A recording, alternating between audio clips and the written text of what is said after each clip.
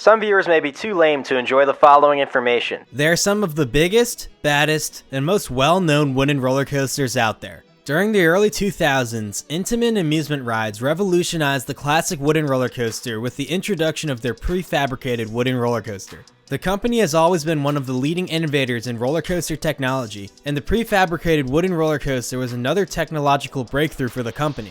Nicknamed the Intamin Prefab, these coasters were the rage of the 2000s.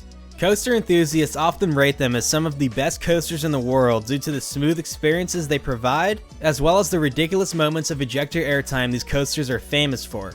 The quote-unquote Intamin fart has become an unforgettable roller coaster noise. The fart comes from the small steel upstop wheels that hold the train to the track during moments of ejector airtime.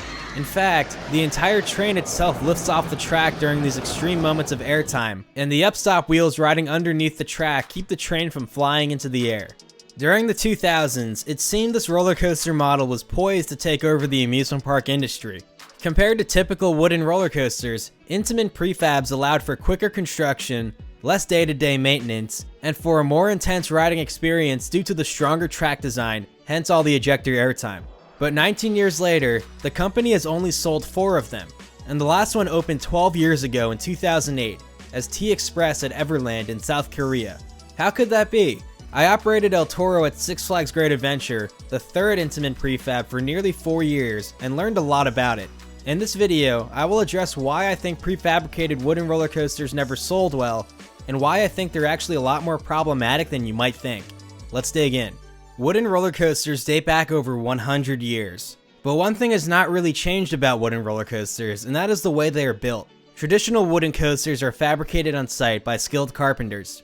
Essentially, they are built by hand. Raw materials will be delivered to a job site and require complete fabrication and erection. The carpenters are responsible for measuring all the wooden pieces, cutting them, and then piecing together the structure as closely to specification as they can. The track is built by hand as well, piece by piece. This is a time-consuming effort and makes constructing wooden roller coasters very labor-intensive. It can also lead to less than stellar results if builders do not build a wooden roller coaster properly, as building wooden coasters is basically art. Boardwalk Bullet at Kemah Boardwalk opened in 2007 and is a traditional wooden coaster. It was rushed during construction and was thus not built to spec. This caused the coaster to run more slowly than it was designed to, and there were several janky sections of track work that had to be fixed later on. And mind you, this is a ride built in 2007. On the other hand, steel roller coasters are prefabricated. All the track and supports are made at steel fabrication plants and are shipped to parks ready to be assembled. Each section is precision built and very closely matches the original design specifications. The steel pieces are then assembled rather quickly like a giant Lego set. Overall, the accuracy that steel roller coasters are designed and built with leads to much smoother experiences than you'd find on a traditional wooden coaster. Well, in the early 2000s, Intamin challenged the roller coaster business when they took the prefabricated concept from steel roller coasters and applied it to wooden coasters. Colossus at the Heide Park Resort in Germany would open in 2001 as the world's first prefabricated wooden roller coaster. Practically every single piece of Colossus was fabricated prior to construction, just like a steel roller coaster. All of the woodwork for a prefabricated wooden roller coaster is subcontracted by Intamin to Cordes Hausbau. I may have pronounced that wrong. They are a German firm who specialize in the fabrication of wood. Each structural piece is cut by machine based on computer drawings to yield exact results. The ledgers, which are the thick horizontal wooden beams that hold the track pieces to the structure, are also machine cut based on computer plans. These structural pieces are fabricated from German pine trees, and only the finest of these trees are used for the coasters. For traditional wooden coasters, this work is typically done on the job site by hand. However, the process goes further than that. Each piece is pre-cut to the exact detail to account for connections with other parts of the structure. Say if a piece of structure needs a hole drilled to allow for a connection, the piece has the hole drilled during fabrication. The ledgers are even built so they possess a groove, which allows the track to perfectly fit the piece based on the exact pitch and angle of the ride at that section. Details like such are normally done on the job site for a wooden roller coaster by hand. Prior to shipment, these structural pieces are all pressure treated so they become impregnated with chemicals that make them resistant to moisture and rotting. The pieces are then shipped to the job site and assembled together like a Lego set due to the prefabrication. Not only is this time saving during construction, but it also yields a ride structure that fits together nearly perfectly, as tolerances for these prefabs are within 3 to 5 millimeters of the original design. This means the ride structure is fabricated and assembled as if it were a steel coaster, but it's actually all made from wood. And then we have the track pieces, which are also fabricated beforehand so they perfectly match the computer design. Instead of being constructed from German pine trees, the track is fabricated using marine-grade plywood, a very expensive wood type. Each track is machine cut and built so that each track section perfectly matches the computer design. Each layer of marine-grade plywood is held together using a waterproof adhesive rather than nails or screws. However, the steel running plates for the wheels of the coaster trains are attached using bolts and screws. Due to the choice of materials and construction methods, these track pieces are much stronger than the track found on traditional wooden coasters and are also much more expensive. Each track piece is typically around 25 feet long, although some are about half of that length, and weigh an average of 1,150 pounds. Because each track section is prefabricated, this allows the track sections to piece together extremely quickly like a steel coaster. The ends of each track piece feature bulky steel joints that allow for strong and rigid connections between each track piece. Because the ride's structural components and track pieces are fabricated and assembled so perfectly, this allows for an extremely smooth ride experience that rivals that of a steel coaster. Colossus at Heide Park opened on April 13, 2001 and proved that it was possible to build a prefabricated wooden roller coaster. The ride stands 164 feet tall, features a 159-foot tall drop sloped at 61 degrees, 4,409 feet of prefabricated wooden track, speeds up to 68 miles per hour, and several moments of ejector airtime. Many coaster enthusiasts could not get enough of Colossus, and it quickly became very known in the roller coaster community, as well as a fan favorite at Heide Park. But on the flip side, fans of traditional wooden roller coasters were not pleased. They often frown at the fact that these Intamin prefabs use the same manufacturing and building techniques as steel coasters. They also frown at the ultra-smooth experiences they provide that mimic steel coasters, which they feel takes away from the soul of a true wooden coaster, which are usually more dynamic. Some even go as far as not considering these rides wooden roller coasters, but when it comes down to it, the coasters are constructed from wood, which makes them wooden roller coasters. Intamin would go on to sell 3 more prefabricated wooden roller coasters. In 2003, the company introduced Balder at Liseberg in Gothenburg, Sweden. Balder is the smallest prefabricated wooden coaster, but packs quite the punch. The ride stands 118 feet tall, features a 70-degree drop, 3,510 feet of track, speeds up to 56 miles per hour, and even more moments of ejector airtime than Colossus. The ride packs quite a lot into its small, compact footprint and proved that prefabricated wooden coasters did not need to be massive to provide a great experience. In 2006, Intamin produced its first and only prefab for the United States when Six Flags Great Adventure in Jackson, New Jersey opened El Toro. El Toro stands 188 feet tall, features a 176-foot drop sloped at 76 degrees, speeds up to 70 miles per hour, 4,400 feet of track, several moments of ejector airtime, and the first low-to-the-ground twister section on a prefabricated wooden coaster.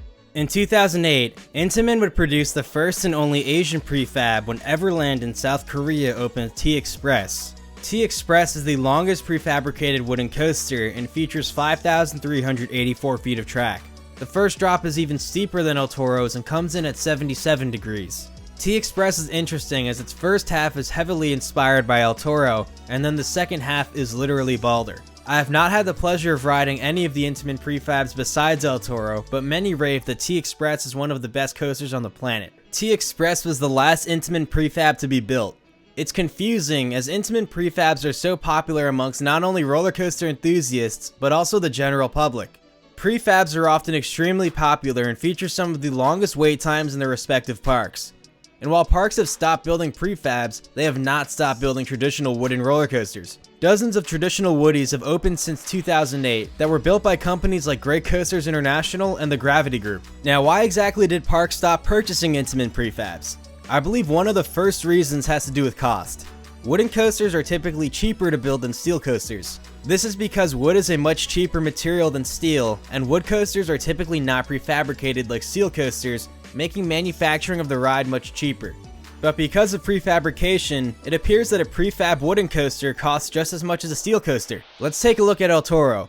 While many websites list that El Toro cost $12 million to build, I have heard from many of the legacy Great Adventure maintenance employees who were present when El Toro was built that this is false. They claim El Toro was actually a $28 million project, which is absurd. This is because of the high cost of materials used on the ride.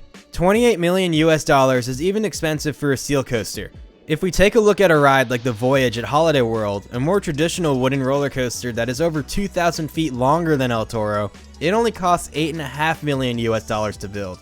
The original prefab coaster, Colossus, was actually completely retracked for the 2019 season. I'll explain why this happened a little later in the video. In the process, the ride also received the latest generation prefab coaster trains from Intamin and a large new theming element. The project cost over 12 million euros, which is nearly $13 million, and this did not involve rebuilding the structure of the ride either.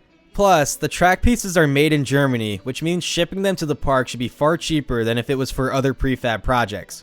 Based on this figure alone, I find it hard to believe that all of El Toro cost $12 million to build, even if the ride was built back in 2006. $12 million in 2006 translates to roughly $15.6 million in today's currency. Colossus cost $13 million for just new track, theming, and trains, and there are so many elements that are necessary to build a roller coaster from the ground up, such as additional design work, support footings, assembling the structure itself, and then electrical and utility work, which all drive up the cost considerably. Then taking a look at T-Express, the largest of the Intamin prefab woodies, that project supposedly cost 36 billion won, or $29 million in 2008 to construct. That translates to nearly $35 million in today's currency.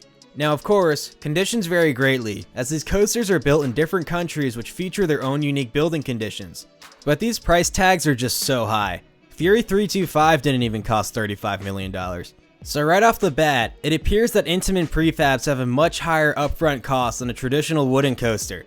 Now, one of the main selling points about an Intamin prefab is that they require little to no maintenance, which would help to significantly reduce the operating costs, which help to make up for the high upfront cost. Traditional woodies require continuous maintenance for the lifetime of the coaster, which makes the cost of operating them very high. Buying an Intamin prefab should be like buying an expensive electric car, where the car costs more upfront, but costs little to operate and requires little to no maintenance. And then buying a traditional wooden coaster is like buying a gas car, which may be cheaper up front than an electric car, but will cost much more to operate due to the high price of gas and continuous maintenance. However, from what I saw while working at El Toro, these prefabs are not as maintenance free as you may think. Prior to working El Toro, I was always under the assumption that Intamin prefabs required little to no track work. But I quickly learned that the park had already replaced several pieces of track on El Toro and did major track work on the ride every off-season. I was completely puzzled, as this seemed to completely counteract the point of an Intamin prefab, but it turns out the maintenance work was absolutely necessary. As I stated earlier, the track on Intamin prefabs is built from marine-grade plywood. Marine-grade plywood is much harder and durable than pine wood is, and is one of the more expensive wood types as a result. While its name suggests that the wood is waterproof, it's actually not. Marine-grade plywood is not chemically treated to exhibit waterproof properties. Instead, the exterior portions of each track piece are coated or treated in a chemical shield that help protect the track pieces. And because the interior wood has no air pockets, water shouldn't theoretically be able to seep too deeply into the wood.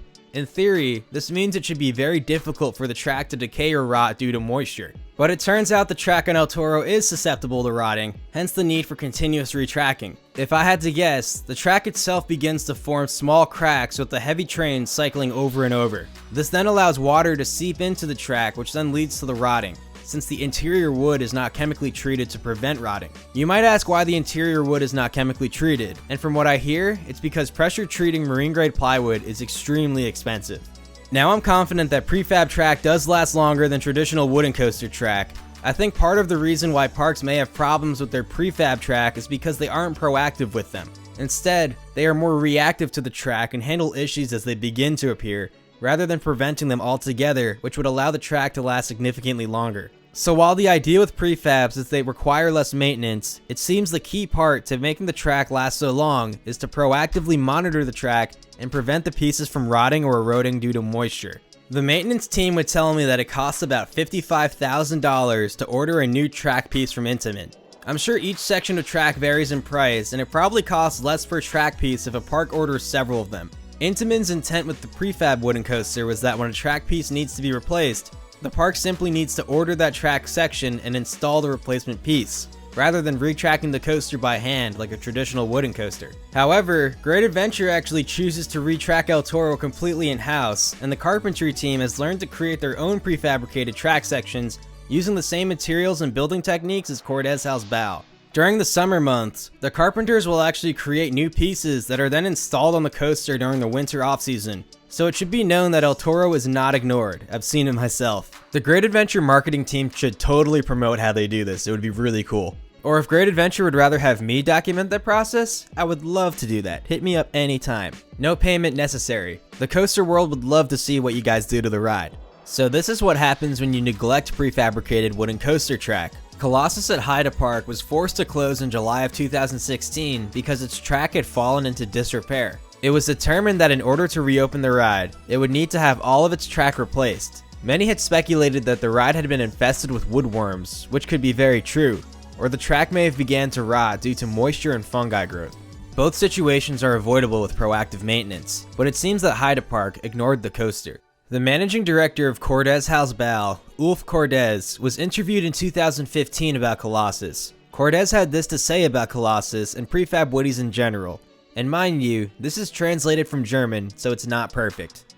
It is like this with wood. If it is treated correctly, it has a very high durability. An extremely effective impregnation was used here. The wood was only impregnated after the cutting and drilling of holes, in contrast to American concepts, where the holes and cutting surfaces are not treated. This is where the damage begins. That leads to it, and it already existed in America, that after a period of 15 years, the rails are so damaged that they have to be dismantled. With the Colossus, we assume a service life of 50 years, and so far, there are no signs that this will not be achieved. So from what Cordes is saying, the result of Colossus being entirely retracked absolutely sounds like a lack of attention from Hyde Park's end. He makes it sound like his company delivered them an excellent product that requires moderation. If you moderate it correctly, you will have good results, and if you don't moderate it, it will deteriorate just like any other wooden coaster. He also goes on to say that they originally projected that Colossus would have a service life of 50 years, which is extremely long. I believe most B&Ms come with a shelf life of 25 years. Obviously you can make a coaster last longer than that, but still 50 years is really impressive. He says that the ride shows no signs it wouldn't last 50 years, so the structure of the ride must have been absolutely fine.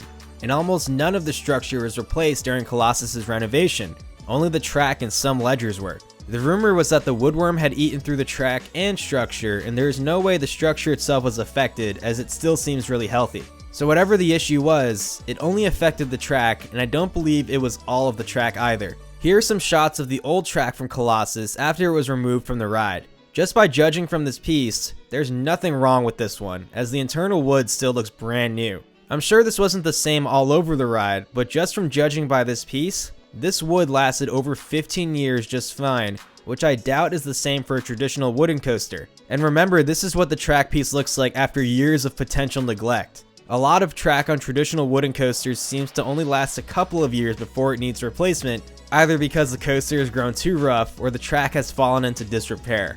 But I fear that overall, Intamin prefabs have gained a bad reputation for this, even though the disrepair that Colossus fell into was the fault of the park. Parks may view them as over-expensive maintenance headaches, but I believe that if parks are proactive with them from the start, they aren't nearly the maintenance headache that they seem. But if parks do let their Intamin prefabs fall into disrepair, they will have to pay the price and fork up the large amount of money for a new set of prefabricated wooden track pieces. Because Intamin prefabs are so specialized, it means parks can only use specific types of wood. Whereas with a traditional wooden coaster, parks can get away with pretty much any type of wood they choose to maintain the coaster with. Of course, they'll have different results depending on what kind of wood they use. Parks cannot retract their prefab woodies using traditional methods, as prefabs are built with ride profiles that exhibit extreme forces, especially negative G-forces. Traditional wooden coaster track would simply get ripped apart and would not be able to withstand the heavy forces, especially the airtime forces. I would say the Intamin prefab woodie has a place in the market and should be built when parks want a massive wooden roller coaster and have plenty of cash. They're easier to build, and massive traditional woodies are extremely difficult to construct and difficult to maintain. There's a reason why wood coasters have never been built as large as steel coasters. Let's use a massive wooden coaster as an example, the Voyage at Holiday World. I'm not saying this ride should have been a prefab, as the experience it provides as a traditional woodie is unmatched. but there would certainly be a lot of benefits if it were a prefab from an engineering and maintenance point of view. Voyage is one of the largest wooden coasters out there. It's the second longest wooden coaster in the world and offers one of the most aggressive riding experiences. Holiday World retracts a good amount of the coaster every single off-season, and they do a phenomenal job maintaining the coaster. I confidently say that if this ride operated at any other park, it would be a rough nightmare. Now let's say if the Voyage were theoretically a prefab. The track should last much longer than it does now. Even with the aggressive riding experience, Holiday World wouldn't need to replace so much track every single off-season because prefab track is so much stronger and wouldn't wear out as easily. And a park like Holiday World with their excellent maintenance staff would take proper care of the ride from day one to ensure the prefab track remains in tip-top conditions at all times. And when prefab track needs to be replaced, track can be built off-site during the summer months and replaced during the cold winter off-season. The park actually closed the Voyage early for the 2019 season so they could have enough time to retract a large portion of the coaster they plan to, but I don't think that would be necessary with the prefab. Obviously, the major drawbacks of this is that the ride would cost so much more upfront, but who knows how much money Holiday World has spent on the Voyage year to year to keep it operating smoothly. I'd guess they've paid more money on maintenance than they spent on the ride initially in 2006. And after a few more years, it'll be as if they bought a prefab with the amount of money the ride has cost them. Now to be realistic, prefab woodies are not capable of the same track length that a ride like the Voyage is. They'd need taller lift hills. Traditional woodies use steel wheels that ride atop the steel running plates of the wooden track.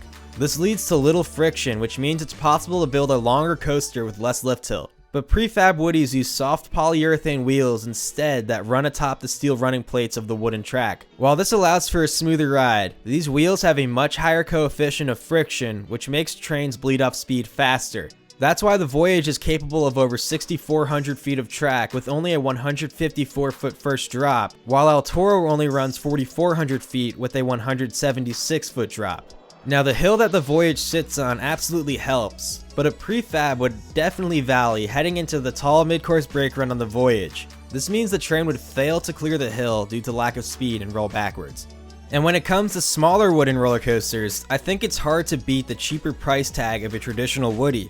Prefabs make less sense to me as smaller coasters and seem like they're better investments if they're built bigger. Companies like Great Coasters International specialize in woodies typically around or under 120 feet tall. They have perfected their build quality over the years to the point where their newer rides hold themselves together almost too well. And Gravity Group has perfected the junior wooden roller coaster, and some of the tiny little wood coasters they build are better than the big ones. But another advantage prefabs have over traditional woodies is that due to the stronger track and structures, the rides are able to use larger trains. Most woodies feature 24-passenger trains, and designers don't go any higher than that to minimize weight on the structure. While ElToro pulls some of the craziest forces I've ever felt on a wood coaster and uses massive 36-passenger trains that weigh a ton. And the structure holds up just fine.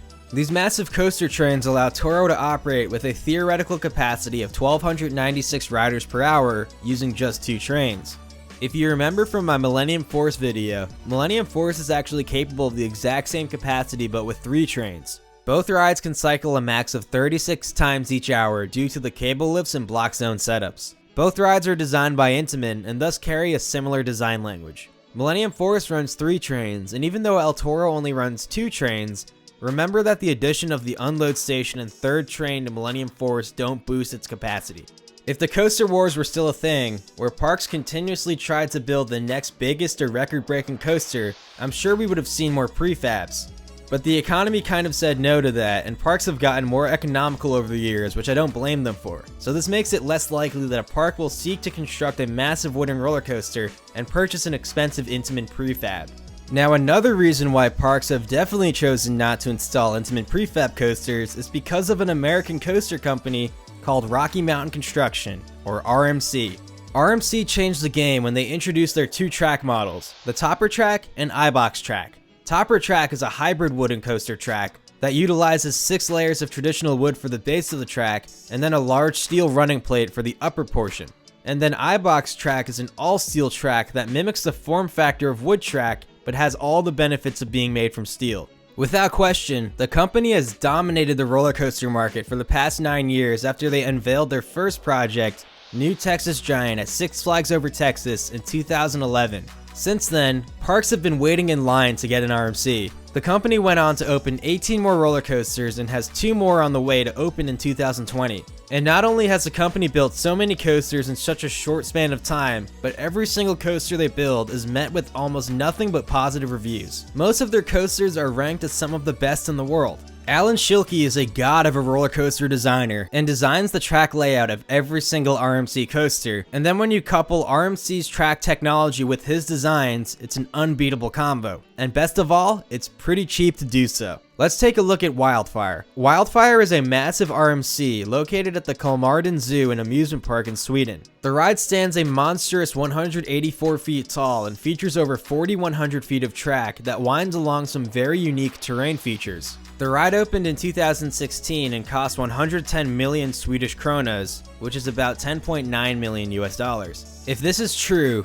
that is shockingly cheap for the product the park received. Wildfire looks like one of the best coasters, and I cannot wait to ride it one day. Meanwhile, the cheapest Intamin prefab appears to be Balder, which is significantly smaller than Wildfire, that opened in the same country of Sweden 13 years prior. Balder cost 100 million Swedish kronas to build in 2003, which is about 9.9 million US dollars. And then accounting for inflation, that's equivalent to 13.2 million US dollars in 2016. So Balder may have actually cost more than Wildfire, and mind you, Balder is a fraction of the size of Wildfire and is built on flat terrain, which you think would make it cheaper. How is RMC able to make roller coasters for so cheap? Well, the company was very smart and has vertically integrated everything. Few roller coaster firms are self-reliant. Many depend on dozens of subcontractors who finalize design elements, fabrication plants who build the supports and track, another contractor who actually constructs the ride, and many more, which make coasters even more expensive. But RMC almost does everything themselves. RMC builds their own track, their own supports, RMC builds their own trains, and RMC even constructs their own coasters. This helps to drive down costs significantly. Taking a look at the Intamin prefab, while Intamin may work on a lot of the design elements, the Stengel engineering office still helps significantly with design work. I believe they handle ride centerlining and making sure that the G-forces are okay. I don't think they do ride layouts though. Then Cordes Hausbau manufactures all the track and supports, and other companies actually construct the coasters themselves. In fact, RMC has even been the contractor who's assembled wooden prefabs. They've constructed 2 of them, ElToro at Six Flags Great Adventure and T-Express at Everland.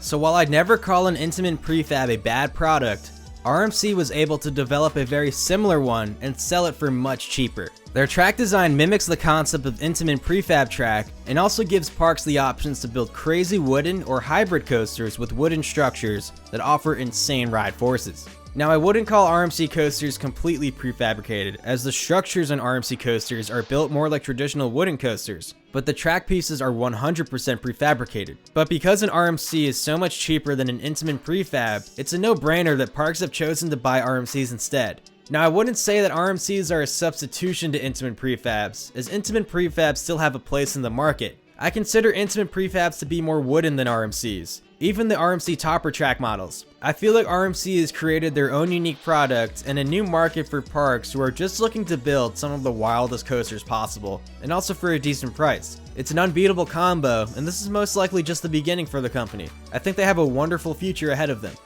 And while we're here, I guess I'll give you some of the quirks of operating an Intamin prefab.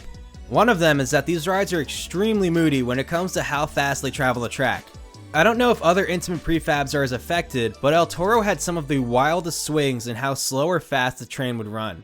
During test runs in colder climates, ElToro often relies on a set of tire drives at the top of the final brake run that pull the train up the hill.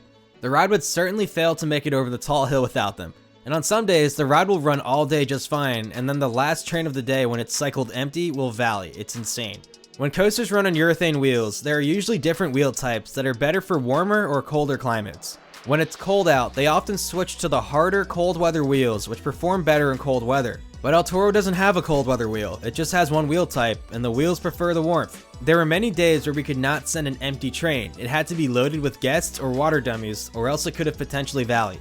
Now, Everland built T-Express so they can operate it with no problem in freezing climates. The ride runs nearly year-round and even runs when it's cold enough for snow to be on the ground. T-Express features an indoor storage shed that can house 2 of its 3 trains. The park has even installed wheel heaters for the trains. These are the little white boxes surrounding each car. The park also has an indoor crane that lowers a custom set of weights or water dummies into each car. The trains are then able to cycle through the course fully weighted, which helps to warm the wheels up further. On another note, El Toro was infamously known for being restrictive to larger riders.